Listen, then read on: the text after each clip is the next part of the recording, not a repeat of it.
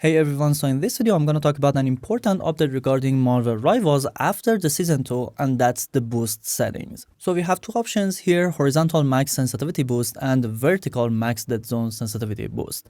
How does it work exactly? Does it bleed into the main sensitivity, and what is the factor? That's what I'm going to answer in this video. First of all, we wanted to see if it bleeds into the main sensitivity as well. So when does the max dead zone activate exactly? When you push your joystick all the way to the end. So normally you have this curve, for example. This curve isn't real, we talked about it before, but you have 0 to 100% speed, right? For example, we decided it to 100 to make it easier to understand.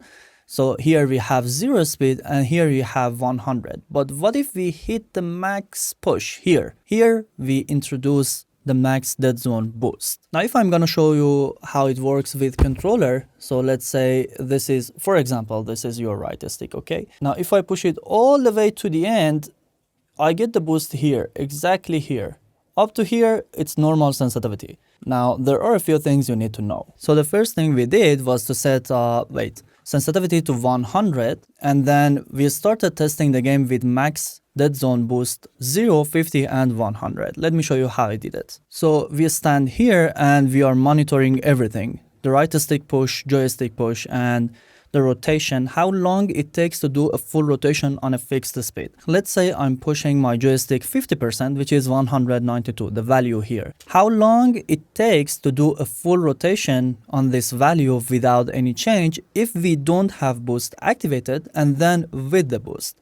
Okay, we repeated the same test for 75% push, which is 223, and then 100% push. What we do is we look for some signs. For example, I started here and I ended up, in the same location. You see, I started here, I ended here, almost the same location. We have 9 seconds, 92 frames. Now, what if we have the boost activated? Is it the same timing or the sensitivity speed is going to change? So what we did here was to set the boost value to 100 and do the same test again for 50%, 75%, and 100%.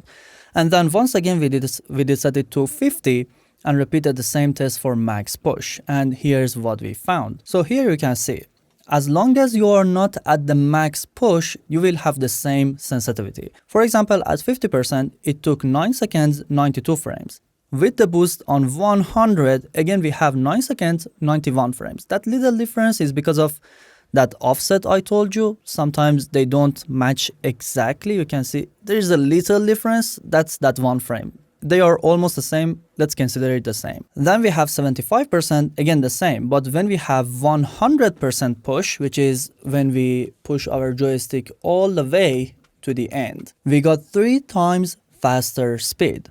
And I repeated the same test again with 50% boost, and we got 2 times faster speed. If you have the boost value on 0, you will have 0 affection even on max value. If you set it to 25, 1.5 times faster. 50, 2 times faster, 75, 2.5, and 100% makes your aim 3 times faster when you reach the max value. These are all tested and there is nothing I am making out of myself. So there are 2 important things to know. First of all, this option no longer affects your main sensitivity. It only kicks in when you are at max push. Previously, it wasn't like that.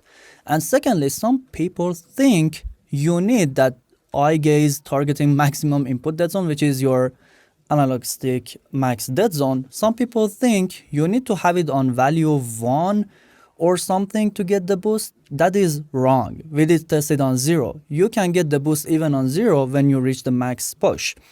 Now there is one thing. You may say, I did set it to 0 and when I hit the max push, I don't get the boost. But when I set it to, for example, 1, it works. Well, there's a problem with your controller analog stick. If your controller is faulty and can't register the max input, then that's what happens.